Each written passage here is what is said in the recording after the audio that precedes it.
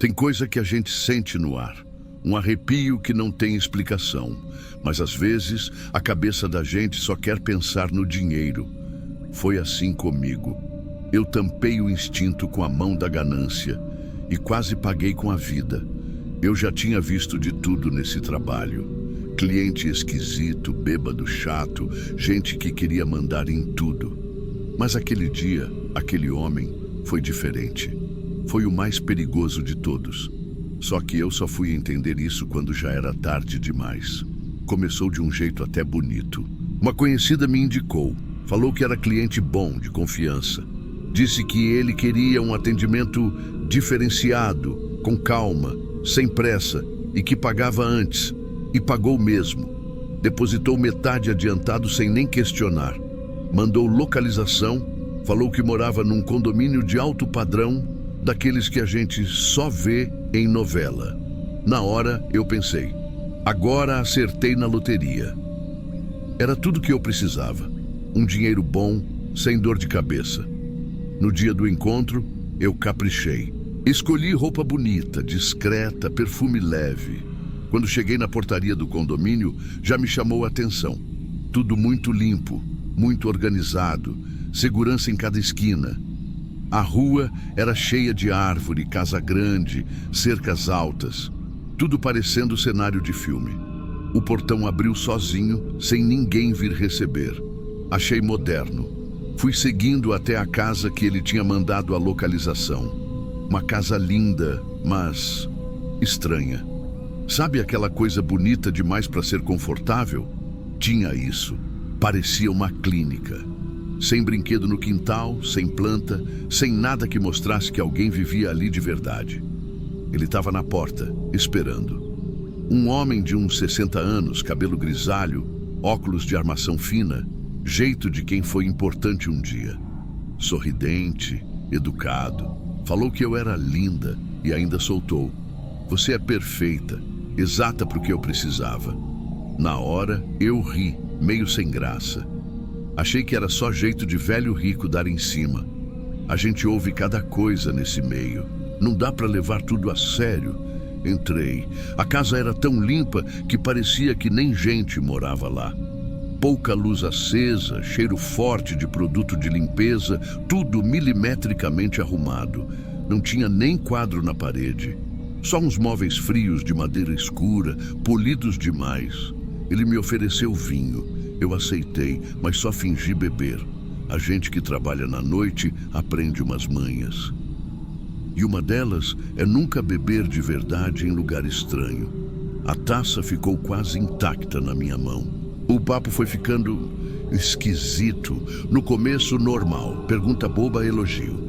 Depois começou a querer saber demais. Meu peso, minha altura, se eu tinha problema de saúde, se já tinha feito cirurgia, se tinha filhos, se fumava, se bebia. Brinquei para quebrar o clima. Tá me fazendo ficha de hospital. Ele só sorriu, mas não respondeu. E aí, o silêncio ficou estranho. Não era mais aquele silêncio de tá rolando um clima. Era um vazio pesado, que dava vontade de sair correndo sem olhar para trás. Meu celular começou a falhar, não tinha sinal. Tentei abrir uma conversa, descontrair, mas ele estava diferente. Olhar parado. Parecia medir cada pedaço meu, como se estivesse avaliando. Foi quando ele disse que ia buscar uma coisa especial. Sumiu pelos corredores da casa. Eu fiquei ali, sozinha, sentada naquela sala gelada, com a taça na mão, o estômago embrulhado. O relógio parecia não andar. De repente, tudo ficou quieto demais. Nem o barulho do ar-condicionado eu ouvia. Um medo seco subiu pela minha garganta. Comecei a pensar besteira, ou não era besteira. Fiquei em pé fingindo que ia ao banheiro. Andei devagar pela casa. E aí vi uma porta entreaberta, no final de um corredor mal iluminado. Meu coração disparou. Tinha alguma coisa errada ali. Eu sabia, mas não queria acreditar. Empurrei a porta devagar.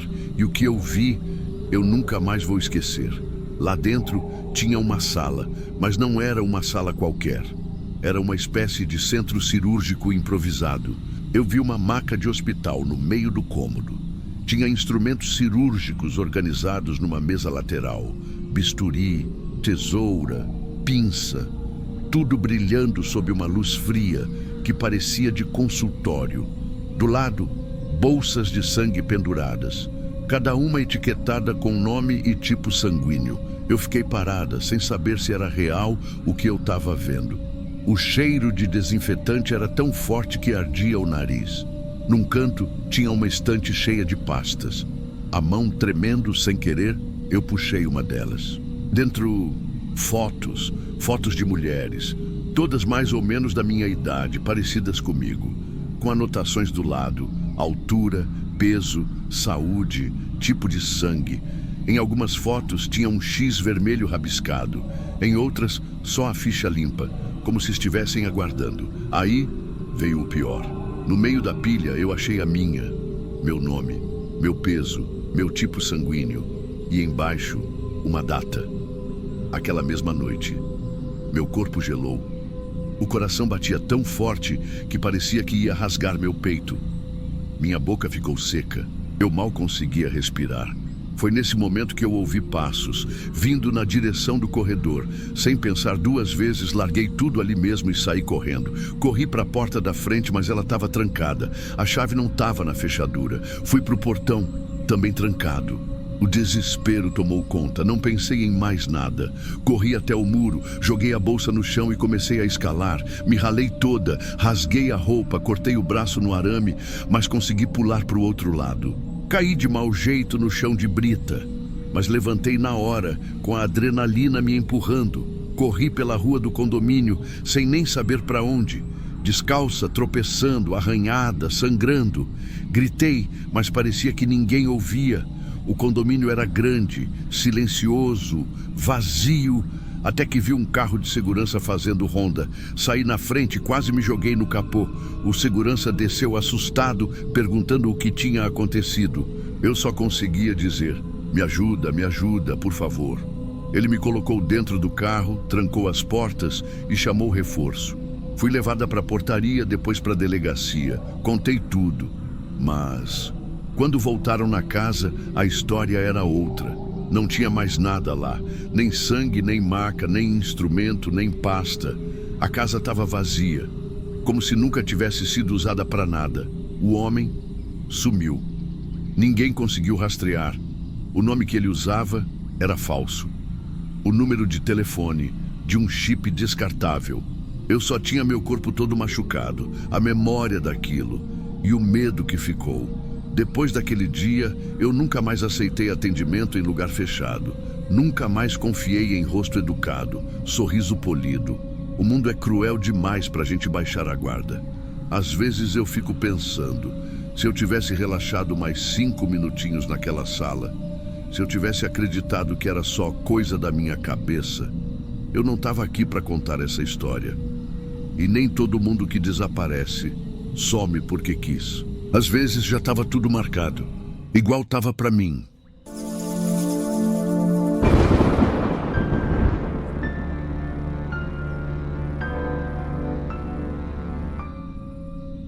Meu nome é Carol, e o que eu vou contar aqui? Olha, eu sei que tem muita coisa feia nesse mundo, mas nada me preparou para o que eu passei naquela noite. Eu trabalhava como acompanhante já fazia uns 2 anos. Não era fácil, mas eu tentava escolher bem os clientes. Sempre preferi atender em lugares mais seguros, com referências boas, e sempre manter o pé atrás, sabe? Só que aquela noite parecia diferente. O cara tinha marcado comigo com uma educação que eu não via fazia tempo. Era todo polido, jeito de quem tinha estudado fora, sabe? Falou que queria uma noite elegante, sem pressa, pagamento adiantado. E ainda reservou um apartamento num prédio de luxo, todo ajeitado, parecia coisa de filme. Eu lembro que quando entrei, dei até uma risadinha sozinha, porque parecia que eu tinha entrado num catálogo de decoração. Tudo brilhando, cheirando a madeira, a incenso fino, coisa de quem tem dinheiro e gosta de mostrar. Ele me recebeu sorrindo, todo arrumado, de terno alinhado, cabelo arrumado na régua. E foi logo oferecendo um vinho. É da minha vinícola preferida, ele disse. Quero brindar essa noite especial. Eu devia ter desconfiado. Mas na hora, sei lá, eu estava tão acostumada com o cliente querendo fazer média, querendo impressionar, que aceitei sem pensar duas vezes. Ele serviu o vinho. A taça era pesada, aquelas bonitas que a gente vê em foto chique. Primeiro gole. O gosto era meio diferente, forte, um pouco mais amargo do que eu estava acostumada. Dei uma risadinha para disfarçar. Ele me olhou meio sério e disse que era normal, que o vinho era muito exclusivo. E eu, boba, fui dando outro gole. Foi aí que eu comecei a sentir. Sabe quando o calor sobe do peito para as orelhas? Quando parece que você bebeu demais, mas você sabe que nem deu tempo para isso acontecer? Minhas pernas deram uma leve fraquejada. Eu tentei apoiar na bancada, mas minhas mãos pareciam sem força. Falei brincando: "Nossa, esse vinho é forte, hein?" Ele só sorriu, um sorriso que, hoje eu lembro, tinha algo estranho, um sorriso que não subia para os olhos, sabe? Dei mais um gole tentando relaxar. Errado. A boca começou a ficar pesada. A cabeça parecia girar, mas não era tontura normal. Era como se o chão estivesse derretendo debaixo de mim. Tentei conversar, puxar assunto para distrair, mas minha língua já não estava obedecendo direito. As palavras embolando, o som da minha própria voz parecia longe. Foi aí que eu entendi. Tinha alguma coisa errada, muito errada. Tentei levantar, fazer algum movimento, qualquer coisa, mas minhas pernas falharam. Caí sentada no tapete macio, que nem boneca jogada. Eu ouvia ele andando pela sala, mexendo em alguma coisa. O som dos passos parecia ecoar dentro da minha cabeça. O desespero começou a bater, mas meu corpo não me ajudava. Era como estar presa dentro de mim mesma. Foi nesse momento que, mesmo com tudo girando, eu ouvi ele falando ao telefone. A voz dele parecia atravessar um túnel. Mas eu ouvi: "Pode vir, ela já está pronta, está embalada." Eu queria gritar, queria correr, queria lutar, mas só conseguia piscar, devagar. Sentia a lágrima escorrendo e nem conseguia limpar. A última imagem que eu lembro foi o rosto dele, olhando para mim de cima, como quem analisa uma mercadoria. E depois, o apagão. Tudo ficou preto, pesado, sem cor, sem som. Acordar foi pior. O cheiro de plástico quente entrou primeiro, me enjoando. O gosto do vinho azedo ainda estava na boca. Abri os olhos com dificuldade e estava escuro, muito escuro.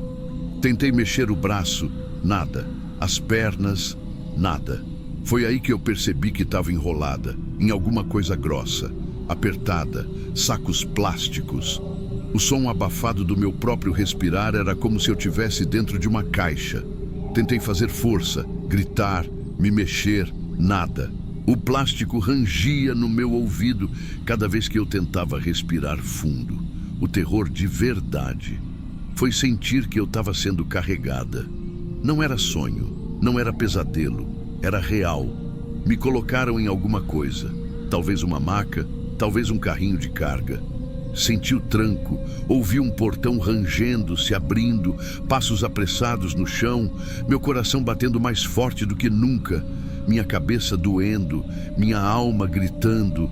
Eu sabia, se eles me levassem, eu não ia voltar nunca mais. E foi aí que eu ouvi outra voz, mais jovem, desconfiada. "Ué, essa aqui tá viva ainda, tá piscando." Era o motorista, o cara que veio buscar. Ele parou, ficou em silêncio. Eu congelei, segurei a respiração. O motorista ficou ali, parado. Eu não via ele, só ouvia. E sentia o cheiro da rua entrando pelas frestas do plástico. Ele murmurou alguma coisa que eu não entendi. Depois, mais alto: "Tá acordada, pô. Tá respirando forte." Eu queria implorar, queria pedir ajuda, mas qualquer som que eu tentava fazer morria dentro de mim. Fiquei quieta, fingindo que não estava ouvindo, fingindo que já estava inconsciente de novo. Era o único jeito. O motorista bufou, resmungou, e aí ouvi a porta da van batendo com força. O barulho ecoou dentro da minha cabeça. Por um segundo pensei que ele tinha me deixado para trás. Mas não. estava só discutindo com alguém. Não dá, mano. Ela acordou. Não vou levar, não. Ele gritou nervoso. Outro cara, mais velho, respondeu de longe como se estivesse dentro do prédio ainda. Dá um jeito, porra. É dinheiro fácil. O motorista praguejou. Mandou um vá se ferrar e sumiu. Silêncio. Meu coração quase explodindo no peito. Aproveitei. Mexi um dedo, depois outro. Tentava fazer o corpo obedecer. As mãos estavam dormentes, a boca seca. Mas o medo dava força. Eu percebi que no meu dedo ainda estava o anel pequeno que eu usava. Um anel barato, de bijuteria. Mas com uma pontinha que arranhava. Foi meu milagre. Comecei a esfregar o anel contra o plástico devagar, quase sem fazer barulho. O material ia ralando, pouquinho por pouquinho. O cheiro do plástico queimando no atrito me dava ânsia, mas eu não parei. Não podia parar. 1 minuto, 2, 3.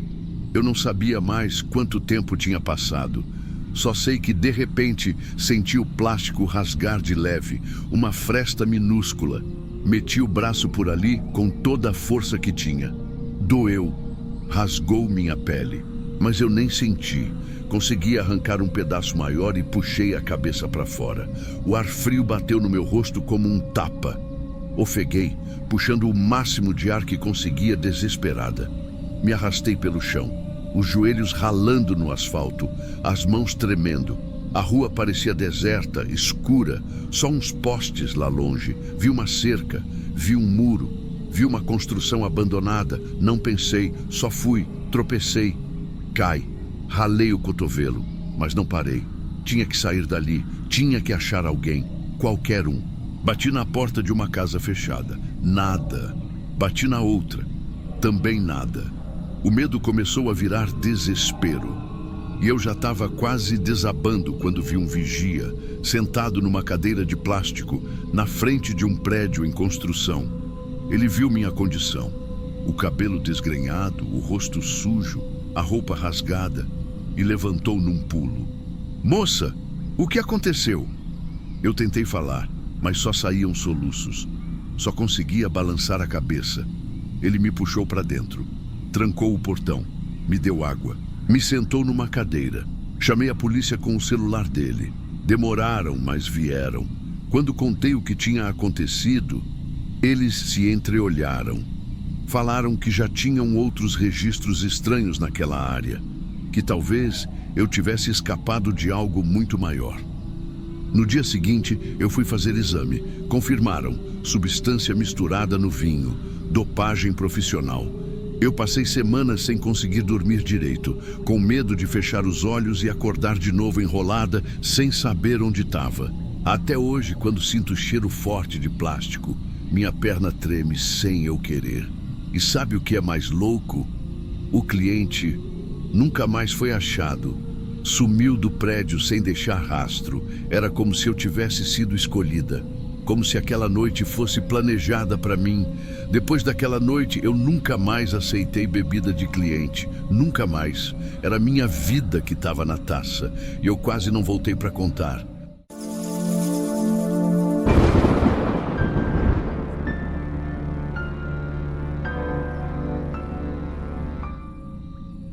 Meu nome é... Bom, deixa pra lá. O que importa é que eu preciso dividir isso. Não é para me vitimizar, nem para ganhar pena de ninguém. É para mostrar que, às vezes, quem deveria proteger é quem mais faz a gente sentir medo. Eu já tinha atendido policial antes, sabe? E nunca deu problema. Pelo contrário, até me sentia mais segura. Sempre foram discretos, educados, gente que só queria sair um pouco da rotina, como qualquer outro cliente. Então, quando ele mandou mensagem dizendo que era policial civil, eu nem fiquei com o pé atrás. Ele foi bem direto. Disse que preferia marcar num lugar discreto, que não queria confusão nem exposição. Mandou até foto do distintivo. Eu ainda brinquei na hora. Escrevi: "Nossa, agora eu tô me sentindo escoltada." Ele deu risada. Respondeu algo como: "Comigo, você não corre risco de marcar com maluco." Tudo parecia certo. Combinamos num motel pequeno. na saída da cidade. Aqueles motéis de estrada, sabe? Um lugar escondido, meio velho, mas limpo. Marquei numa terça-feira à tarde, movimento quase zero. Melhor assim. Mais rápido, mais seguro. Quando eu cheguei, ele já estava lá, parado na porta do quarto, jeans, camisa simples, cabelo cortado certinho. Não tinha nada demais nele. Parecia um cliente normal, até mais simpático que muitos. Ele me cumprimentou como se a gente fosse colega de trabalho, rindo de leve, meio sem graça. Mostrou o distintivo de novo, tipo, reforçando a confiança. A gente entrou. Ele trancou a porta. Eu percebi... Mas, sabe aquela coisa? A gente está tão acostumada a se proteger emocionalmente que vai relevando pequenos sinais. Ele foi educado no começo. Disse que ia tomar um banho rápido, que era para eu ficar à vontade, e foi. Até aquele momento, parecia só mais um atendimento. Eu fiquei ali, mexendo no celular, pensando no pagamento, no jantar depois. Coisas normais. Só que aí ele saiu do banheiro. Saiu diferente. O olhar duro, a cara fechada. Não era mais aquele cara tranquilo da mensagem. Era outro. Ele parou na minha frente, ainda pingando água do cabelo, e soltou. Tira a roupa, agora. Do jeito que falou, eu até congelei. Pensei que fosse brincadeira, às vezes eles gostam de bancar os mandões. Mas tinha alguma coisa errada no tom dele. Era frio. Eu tentei quebrar o gelo, dei uma risada meio nervosa, mas ele nem piscou. Tirou do bolso de trás a carteira de policial e bateu com força na cômoda. Você tá com um policial civil, é melhor colaborar. Sabe aquela hora que seu coração parece que para? Foi assim. Eu gelei inteira. Ele começou a falar que não ia pagar, que era ordem, que eu ia fazer o que ele mandasse e que se eu tentasse reclamar, ia me dar uma cana. Eu só conseguia pensar numa coisa. Se eu gritar, quem vai acreditar em mim? Ele andava pelo quarto como se fosse o dono do lugar. Me olhava de cima a baixo como se eu fosse... Nem sei, nem gente eu parecia ser. Eu tentei manter a calma, perguntei. Moço, não foi isso que a gente combinou. Ele riu, um riso seco, nojento. Você não combinou nada. Quem manda aqui sou eu. Quando eu ameacei ir embora, ele puxou um papel amassado do bolso. Mostrou de longe. Era um boletim de ocorrência falso, já preenchido. Ele falou baixo, arrastado. Tá vendo? Tá tudo aqui. Extorsão, ameaça, desacato. Se eu quiser, em 10 minutos você tá presa. Meu sangue sumiu das veias. Meu corpo inteiro tremia. Só não chorei ali mesmo porque, sei lá, um instinto de sobrevivência. Se ele me visse fraca, ia ser pior. Eu percebi que tinha que pensar rápido. Ou eu ia sair dali direto para uma delegacia, ou coisa pior. Fingi que estava aceitando. Respirei fundo, engoli todo o orgulho. Falei com a voz mais calma que consegui. Tá bom, deixa eu só ir no banheiro primeiro. Ajeitar minha roupa, essas coisas. Ele deixou. Mas eu não ia no banheiro para ajeitar nada. Meu celular estava na bolsa. Eu peguei e liguei a câmera escondido. Deixei gravando com a lente meio virada para ele, sem ele perceber. Filmei o rosto dele, filmei o distintivo, filmei o boletim falso. Tudo. Voltei pro quarto com o coração disparado. Cada passo era um milagre. Ele mandou eu sentar na cama. Eu sentei. Ele veio para perto. Muito perto. Eu estava tremendo por dentro, mas mantive a voz firme. Você tem certeza que quer fazer isso? Falei olhando no olho dele. Porque se você me obrigar a qualquer coisa, esse vídeo aqui vai parar na imprensa, no Ministério Público, no celular de todos os meus amigos. Mostrei o celular de leve, só um brilho da tela. Ele viu. O sorriso sumiu da cara dele na hora. Ficou branco, duro. De repente, quem estava acuado era ele. Ele ainda tentou manter a pose, tentou rir, dar uma de desentendido. Tá blefando, você não vai ter coragem. Mas a voz dele falhou no meio da frase. Ele sabia que eu estava falando sério. Eu fiquei parada, com o celular firme na mão. O quarto ficou tão silencioso que dava para ouvir a goteira pingando do chuveiro no banheiro. Eu sabia que se eu vacilasse um segundo, ele podia tentar arrancar o celular da minha mão. Então falei, tenta ver o que acontece. Ele desviou o olhar, andou até a porta, destrancou. Ficou parado ali, meio indeciso, como se ainda estivesse tentando se convencer que tinha controle da situação. Mas não tinha mais. Some da minha frente. Ele disse baixo, com os dentes fechados. Some agora. Não pensei duas vezes. Peguei minha bolsa, enfiei o celular no bolso e saí. Meus pés mal encostavam no chão. Eu sentia o ar pesado atrás de mim, como se a qualquer momento ele fosse me puxar de volta. Quando passei pela portaria do motel, o recepcionista nem olhou para minha cara. Melhor assim, só queria sumir dali. Chamei o primeiro carro de aplicativo que apareceu. Fiquei encolhida no banco de trás, toda molhada de suor, tremendo. O motorista perguntou se eu estava bem. Eu só balancei a cabeça, nem voz eu tinha. Quando cheguei em casa, tranquei a porta, fechei as janelas, desliguei todas as luzes. Fiquei sentada no chão da sala, abraçada nas pernas. O celular vibrava sem parar. Mensagem dele, ligação, mensagem de novo. Apaguei tudo, mas guardei o vídeo. Salvei na nuvem, no e-mail. Mandei para uma amiga de confiança. Guardei como quem guarda uma arma carregada, não para atacar, mas para sobreviver. Eu pensei em denunciar, pensei mesmo, mas no fundo, eu sabia que não ia adiantar. A palavra dele contra a minha. Ele tinha distintivo, eu tinha nada. Preferi me calar e me proteger do jeito que dava. Depois daquele dia, toda vez que alguém dizia que era policial, eu já sentia o estômago virar. Não importa se era verdadeiro ou não. O medo já estava plantado em mim. Eu segui em frente. Mas nunca mais fui a mesma. Nunca mais consegui entrar num quarto trancado sem olhar 2, 3 vezes para a porta, para a janela, para ver se eu ia conseguir sair se precisasse. A pior prisão que existe não é a de grades. É aquela que fica na nossa cabeça. É o medo de saber que quem devia salvar é quem pode destruir você com um estalar de dedos. E o pior de tudo é que se alguém perguntar, se alguém duvidar, eu não vou ter como provar direito. Só eu sei. Só eu vivi. Então eu deixo aqui um aviso. Nem sempre o monstro vem sem rosto. Às vezes, ele vem de carteira no bolso e um distintivo brilhando no peito. Deixa aí nos comentários. Você confiaria em alguém só porque mostrou um distintivo? E se puder, se inscreve no canal. É o seu apoio que faz a gente continuar trazendo esses relatos que quase ninguém tem coragem de contar.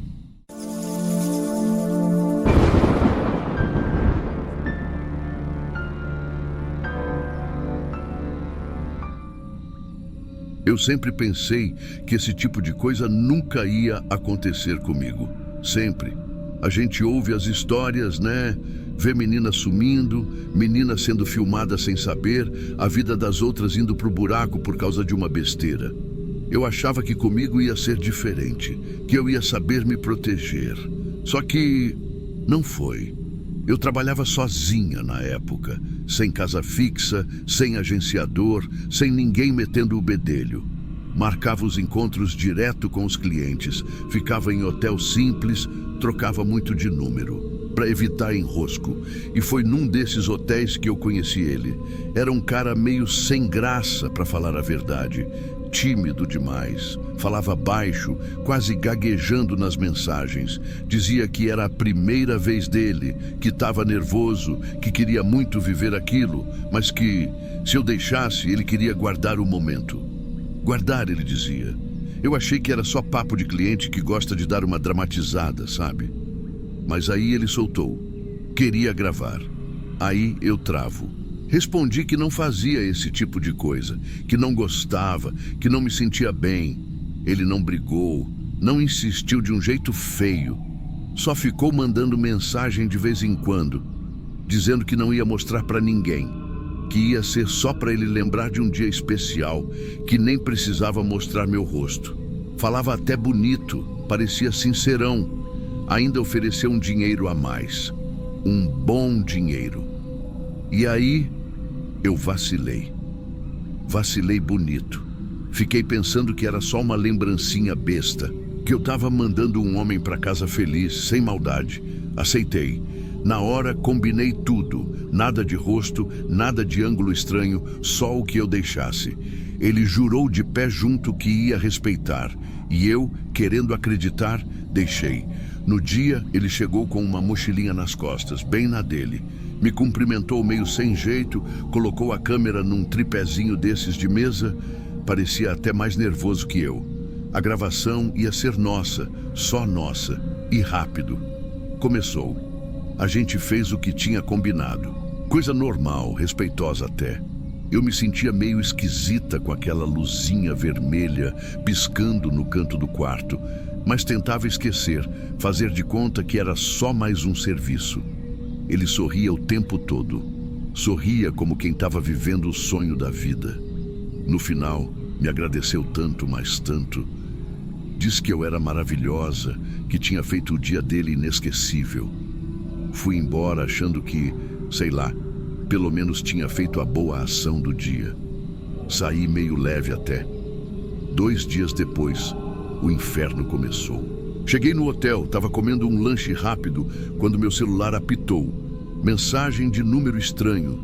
Cliquei. Era um vídeo. Dei play. E ali, meu mundo desabou. Não era a gravação que eu tinha deixado. Era uma edição nojenta, cheia de cortes, cheia de ângulos que eu não tinha visto ele pegar. Mostrava meu corpo de um jeito vulgar, feio, sujo. As palavras que eu tinha falado na brincadeira, rindo, tinham sido cortadas e montadas como se eu estivesse oferecendo coisas pesadas, como se eu fizesse parte de uma rede de prostituição ilegal. Parei o vídeo tremendo. Tremendo tanto que deixei o celular cair no chão. A mensagem embaixo era pior. Ou você faz o que eu mando, ou sua família vai ver tudo. Meu sangue gelou. Não era só meu nome, era minha vida. Minha mãe, minha tia que ainda me achava moça direita, meu sobrinho. Eu via tudo indo embora em questão de segundos. A segunda mensagem veio logo depois. Encontros semanais, gratuitos, até eu enjoar. Eu olhei para o celular como se ele tivesse virado uma bomba. Senti meu estômago revirar. Comecei a suar frio, sozinha naquele quarto barato. Eu tentei pensar rápido, tentei dizer que ia denunciar. Mas a verdade é que, para quem que eu ia denunciar? Eu não tinha prova do acordo. Eu tinha aceitado ser filmada. E mesmo que tivesse sido traída depois, na cabeça dos outros, a errada ia ser eu. Era assim que sempre acontecia. Eu estava encurralada. A primeira semana eu fui. Fui porque não via saída. Marquei num hotel diferente. Entrei muda, saí calada. Ele parecia outra pessoa. Um olhar de dono, de predador. Não tinha mais o jeito tímido da primeira vez. Ele sabia que me tinha na mão. As semanas foram passando e cada encontro era pior que o outro. Não era só a humilhação de estar ali. Era o jeito que ele me olhava. Como se eu fosse um objeto quebrado. Uma coisa que ele podia usar e jogar fora depois. Eu virei um fantoche na mão dele. Livre para andar na rua, mas presa até a alma. Cada vez que o celular apitava, eu já sentia o corpo arrepiar inteiro. Era ele, marcando o próximo horário, o próximo hotel, o próximo pedaço da minha dignidade que ele ia arrancar. No começo eu achei que ele ia cansar, que depois de umas semanas ele ia esquecer. Mas não. Ele só piorava. Começou a pedir coisas cada vez mais humilhantes, a ameaçar cada vez mais. Se você faltar uma vez, já sabe, vai ser o fim para você. E eu sabia que ele estava falando sério. Eu estava tão acuada que até minhas amigas da vida começaram a perceber que eu não era mais a mesma. Um dia, uma delas, vou chamar ela de Lúcia, me pegou no pulo, chorando escondida no banheiro de um bar. Demorei, mas contei tudo. Pela primeira vez, tirei o peso do peito. Lúcia era daquelas que não deixava barato. Olhou para mim com um ódio tão grande que até me deu medo. Falou que a gente ia dar um jeito, que eu não ia mais viver com aquele medo. A gente passou 2 dias bolando um plano, simples, mas arriscado. No próximo encontro, ela ia se infiltrar junto, ia ficar escondida, gravando tudo. Se ele ameaçasse de novo, se ele fizesse qualquer coisa, a gente ia ter a prova na mão. A semana inteira eu quase não dormi. Só pensava que podia dar errado, que ele podia descobrir, que podia virar contra a gente. Mas era isso ou passar o resto da vida nas mãos dele. No dia combinado, alugamos um quarto daqueles baratinhos de beira de estrada. Cheguei primeiro, sozinha, do mesmo jeito de sempre. Deixei a porta só encostada como ele mandava. Lúcia ficou escondida dentro do armário, com o celular na mão. Eu nunca tremi tanto na vida. Ele entrou com aquele sorriso nojento no rosto. Cumprimentou como se fosse tudo normal, como se fosse o dono do mundo. Eu obedeci, como sempre. Deixei ele se sentir à vontade. Deixei ele montar o tripé dele. Deixei ele achar que era mais um dia de vitória. Aí, na hora certa, comecei a provocar. Disse que não estava aguentando mais, que aquilo estava me destruindo, que se ele não parasse, eu ia acabar com tudo. Era o que a gente precisava para ele se entregar. E ele caiu direitinho. Você não vai fazer nada, ele falou rindo. Você tá na minha mão. Um toque meu e o vídeo voa para todo lado. Foi nessa hora que a Lúcia saiu do armário gravando tudo. Ele ficou branco, branco como uma parede. Tentou agarrar o celular dela, tentou me empurrar para pegar o aparelho. Foi um momento de puro desespero, mas a gente já tinha armado tudo. Antes de começar, Lúcia já tinha enviado a gravação ao vivo para um amigo nosso. Mesmo se ele destruísse o celular, já era. Estava registrado. Ele viu que tinha perdido. Ficou parado, respirando pesado, com aquela cara de ódio puro. E eu vi, pela primeira vez, era ele quem estava com medo. A gente saiu do hotel sem olhar para trás. O combinado era simples. Ele apagava tudo, sumia da minha vida. Ou a gente entregava o vídeo dele ameaçando uma mulher para a polícia. Eu queria ter ido além. Queria ter ferrado com a vida dele. Mas a real é que eu queria era paz, só isso. Ele apagou, sumiu, nunca mais mandou mensagem, nunca mais apareceu. Mas o estrago já estava feito. Até hoje, quando o celular vibra do nada, eu ainda tenho aquele segundo de pavor. Até hoje, quando um cliente novo fala que quer fazer uma coisa diferente, meu coração aperta. Eu ganhei aquela luta, mas perdi uma parte de mim que nunca mais voltou. Uma parte que antes ainda acreditava que dava para confiar em alguém. Nunca mais.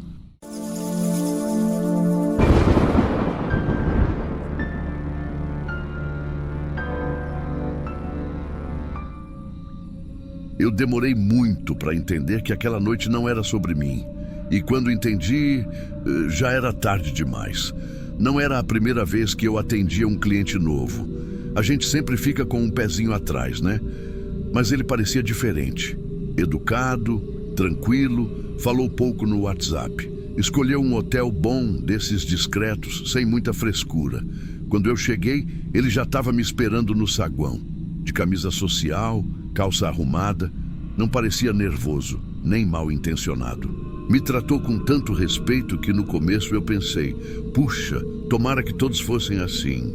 A gente subiu para o quarto, um ambiente limpo, cama enorme, luz baixa. Ele não foi direto ao ponto. Ofereceu uma taça de vinho, perguntou como tinha sido meu dia. Era quase como um encontro normal, se é que a minha vida tem algo de normal. Eu fiquei mais à vontade. Respondi, ri de umas piadas bobas que ele soltou. E no meio da conversa, ele soltou a primeira bomba. Você tá linda hoje, Helena. Eu estranhei na hora. Meu nome, óbvio, não é Helena, mas ele corrigiu tão rápido que eu só dei uma risadinha sem graça e deixei passar. Deve ter se confundido, sei lá. É muita gente, né? Eu pensei. Normal. A noite foi andando. A gente continuou conversando enquanto bebia. Ele me olhava de um jeito meio estranho. Era carinho demais para uma pessoa que acabou de te conhecer. Parecia saudade. Teve uma hora que ele se levantou e tirou uma sacolinha do armário.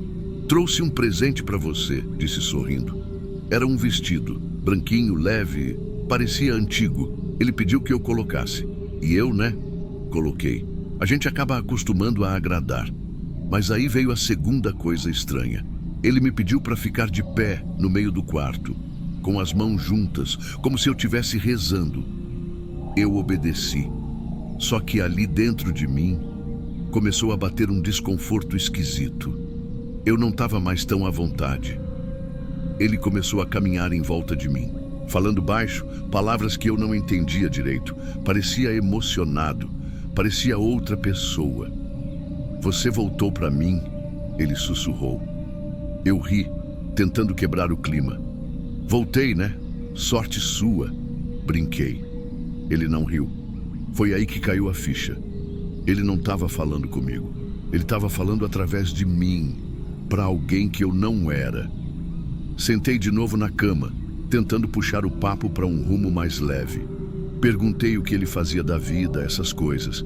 Ele respondeu meio no automático. Disse que era advogado, que já tinha sido casado, que tinha perdido a esposa há uns 2 anos, que ela se chamava Helena. Minha boca ficou seca. A taça de vinho escorregou da minha mão e sujou a colcha. Ele se aproximou rápido, pegou a taça antes que ela caísse no chão. Me encarou. "Tá tudo bem, meu amor. Eu limpo. Você não precisa se preocupar hoje." A voz dele tinha tanta ternura que me deu um nó no estômago. Ternura fora de lugar, ternura errada. Meu instinto gritou: "Sai daqui, agora." Mas como, O quarto estava trancado.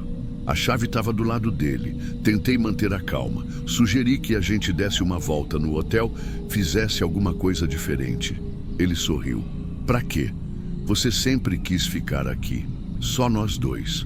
O sorriso dele não era mais o mesmo. Aquela expressão educada, gentil, tinha sumido. Agora tinha um brilho nos olhos dele. Um brilho perigoso. Um buraco sem fundo. Eu mexi na barra do vestido, inquieta. Ele se ajoelhou na minha frente. Diz que vai ficar comigo. Diz que nunca mais vai me deixar. Minha garganta travou. Claro que sim", respondi, tentando soar natural. Ele sorriu mais, mas era um sorriso desencaixado, de quem já tinha ultrapassado a linha. A mão dele tocou meu rosto, primeiro suave, depois com força, segurou meu queixo, me obrigando a olhar para ele. "Repete", sussurrou. "Repete igual ela disse, naquela noite." Meu coração disparou. Eu não sei o que ela disse", gaguejei. Os olhos dele ficaram vidrados, e foi ali que eu vi. Ele não estava mais me vendo, não estava enxergando a mulher sentada ali. Ele estava preso numa memória, num pesadelo antigo. E eu era só uma peça para ele reconstruir a história. Uma substituta. Ele se levantou devagar. Começou a andar pelo quarto, como se estivesse revivendo um filme antigo. Murmurava palavras que eu não entendia direito. "Você prometeu? Você jurou? Você disse que nunca ia me deixar." Eu me mexi na cama, tentando achar uma brecha. Mas toda vez que eu me movia, ele me olhava como se eu fosse sagrada. Como se eu tivesse voltado dos mortos. "Fica aí, Helena." A voz dele veio seca, dura. Minha boca ficou amarga. Meu estômago virou. Eu assenti, com medo de provocar mais ainda. Ele abriu uma das gavetas do criado mudo e tirou de lá um monte de lençol amontoado. Veio para cima de mim com aquilo nas mãos. "Eu preciso garantir", ele dizia com aquele sorriso tremido.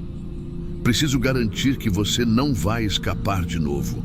Quando vi, ele já estava amarrando meu pulso. A primeira volta foi firme, a segunda mais apertada ainda. "Para, por favor", eu pedi, tentando manter a voz calma. "Shh, confia em mim. Vai ser rápido, igual da outra vez." Da outra vez. Ele falava sério. Eu puxei o braço para trás, tentei me soltar, mas ele era forte. Com a outra mão, me empurrou para a cama. O joelho dele prensou minha perna.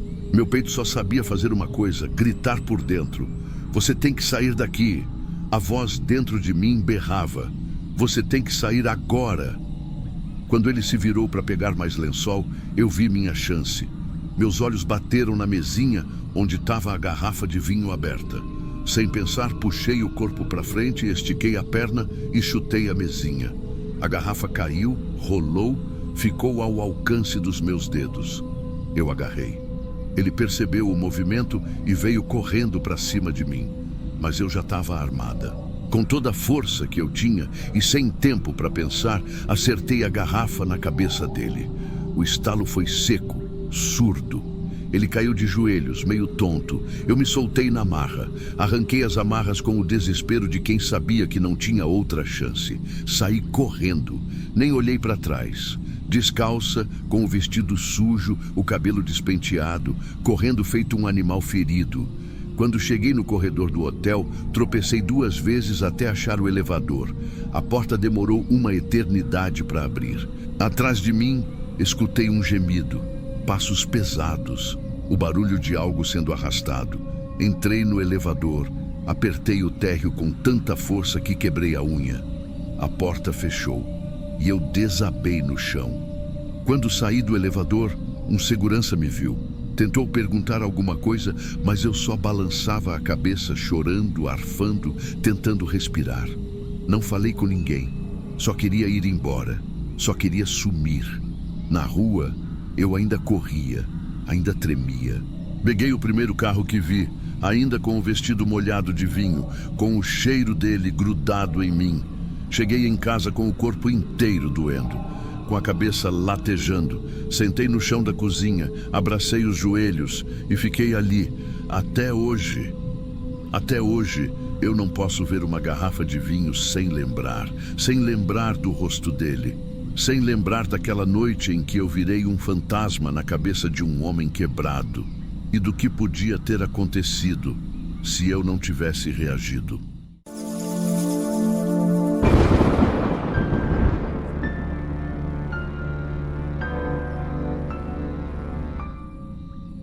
Meu nome eu prefiro não falar, mas eu precisava dividir isso aqui com vocês.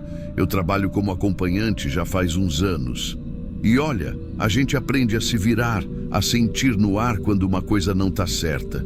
Só que nesse dia eu errei feio. Era uma terça-feira normal. Um cara me chamou pelo aplicativo, tudo direitinho. Foto normal, conversa educada, pagamento adiantado, tudo certinho, do jeito que tranquiliza a gente. O endereço era um prédio meio antigo, mas numa região que eu já tinha atendido outras vezes. Então, fui. Cheguei lá por volta de umas 9 da noite. O porteiro nem me olhou direito, só abriu o portão. Subi o elevador meio velho, que fazia aquele barulho estranho toda vez que parava nos andares. Fui até o número que ele mandou e logo de cara já achei esquisito. A porta estava entreaberta. Não muito, só um tantinho, sabe? Tipo uns 3 dedos. Na hora, meu estômago deu uma virada. Mas aí eu pensei, vai ver, ele só esqueceu, tá bêbado, sei lá. Tentei empurrar o medo para um canto e bati de leve na porta. Oi, sou eu, falei baixinho. Ninguém respondeu. Só o som do piso de madeira rangendo bem lá para dentro. Parecia passo leve, ou coisa se mexendo. Fiquei parada uns segundos ali, tentando decidir se entrava ou se dava meia volta. Mas foi aí que a luz da sala, que estava acesa, piscou de leve. E eu pensei, se fosse para ser ruim mesmo, já tinham vindo para cima. Respirei fundo, empurrei a porta com mais força e entrei. O cheiro era esquisito, um negócio abafado, pesado. Mistura de mofo com algo, azedo talvez. Na sala, pouca coisa. Um sofá velho, uma mesinha com uma garrafa de cachaça e umas roupas jogadas no canto. Até aí, nada tão fora do normal para quem já viu de tudo. Mas aí eu reparei. Tinha uns tênis masculinos grandes no chão, não era só um par. E mais profundo, perto do banheiro, vi outro sapato jogado. Outro ainda maior. Meu peito começou a apertar. Um suor gelado descendo pelas costas. Eu tentei manter a calma. Comecei a andar devagarzinho, fingindo que estava olhando o celular, mas o que eu queria mesmo era chegar na porta de novo, sem fazer barulho. De repente, ouvi um sussurro abafado vindo do corredor. Não dava para entender o que era, mas não era uma pessoa só. Meu corpo inteiro gelou. Não esperei mais. Girei de uma vez e fui em direção à porta. Foi quando eu ouvi o barulho de passos correndo, vindo de vários lados. Na hora que minha mão encostou na maçaneta, 3 homens saíram do corredor. 2 com arma na mão, 1 com um pedaço de madeira. Fiquei paralisada. O mais próximo de mim, um cara magro, com a cara suja e o olho vidrado, falou num tom calmo, quase debochado. Achou mesmo que era programa? Eu não consegui falar nada. Minha cabeça só martelava: corre, corre, corre. Outro homem, mais velho, se aproximou devagar, sorrindo daquele jeito que a gente sente nojo até da sombra da pessoa. Vai colaborar e ninguém se machuca, ele disse. Aí ele puxou do bolso uma fita, daquelas de prender pulso. Foi aí que eu entendi. Eles não queriam só me roubar, eles iam me gravar, fazer coisa pior, vender vídeo, me apagar depois se desse, e ninguém nem ia sentir falta. Eu juro, foi coisa de segundos, mas parecia que o tempo tinha travado. Meu corpo todo tremia, mas eu sabia, se eles me amarrassem, ia ser o fim. Não pensei 2 vezes. Num impulso, virei e corri em direção ao banheiro, que era o cômodo mais perto. Ouvi eles gritando atrás, correndo também. Um deles quase me alcançou. Quando bati a porta do banheiro e virei a chave, senti um impacto nas costas. O cara acertou com alguma coisa, mas de raspão. Mesmo assim, ardeu demais. Tranquei a porta e fiquei encostada sem conseguir respirar direito. O banheiro era minúsculo, fedido, cheio de azulejo rachado. Tinha uma janelinha pequena, alta, com vidro meio solto. Era a minha única chance. Eles começaram a bater na porta, socar, gritar. "Abre logo!" Um deles berrou. Eu empurrei o vaso sanitário com o pé, botei embaixo da janela. Subi em cima dele tropeçando, o coração disparado feito tambor. Quando puxei o vidro da janela, ele rangeu alto. Achei que fosse quebrar. O barulho deve ter entregado que eu ia tentar fugir, porque os caras começaram a bater mais forte ainda na porta. O batente já estava quase cedendo. Me enfiei pela janela do jeito que deu, rasgando o braço na borda do vidro quebrado. Nem senti a dor direito na hora. Olhei para baixo. Era o primeiro andar, não era tão alto, mas tinha um pedaço de calçada cheia de caco de pedra. Fechei o olho e me joguei. O impacto foi brutal. Ouvi um estalo na perna, como se fosse dentro da minha cabeça. O ombro bateu no chão e arranhou tudo. A pele da mão ficou em carne viva. Fiquei uns segundos sem conseguir me mexer, com a visão embaçada, ouvindo minha própria respiração engasgada. Mas eu sabia, se eu ficasse ali, eles vinham me pegar. Forcei o corpo a levantar. Mancando, tropeçando, saí correndo pela rua. As luzes dos postes piscavam longe e a rua parecia vazia. Gritava pedindo socorro, mas a voz saía fraca. Era como se o mundo tivesse ficado surdo para mim. A cada passo, parecia que eu ia desmaiar de dor, mas a vontade de viver era maior. De repente, vi 2 vultos vindo da outra esquina. Um casal, acho. Eles me viram cambaleando, cheia de sangue, e correram para me ajudar. Desabei no chão na frente deles. Tudo depois disso foi meio borrado. Choro, sirene, gente falando rápido demais. Me levaram para o hospital. Tinha quebrado o tornozelo, além dos cortes e das escoriações. A polícia veio depois. Falei tudo o que aconteceu, do jeito que eu lembrava. Descrevi os caras, o apartamento, tudo.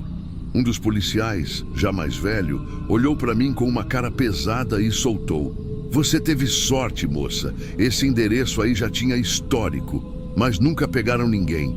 Eles trocam de vítima fácil." Me deu um arrepio na espinha que não passou até hoje. Nunca mais atendi em prédio antigo, nunca mais entrei numa casa com a porta aberta. E toda vez que estou na frente de uma porta, toda vez que estico a mão para tocar a maçaneta, eu lembro daquela noite. E rezo. Rezo para nunca mais cruzar com gente que vê a gente como coisa. Porque eu saí viva, mas eu sei. Nem todo mundo sai. Nem todo mundo tem a chance de contar o que viveu. Se inscreve no canal para ajudar a manter essas vozes vivas. Aqui, cada história importa.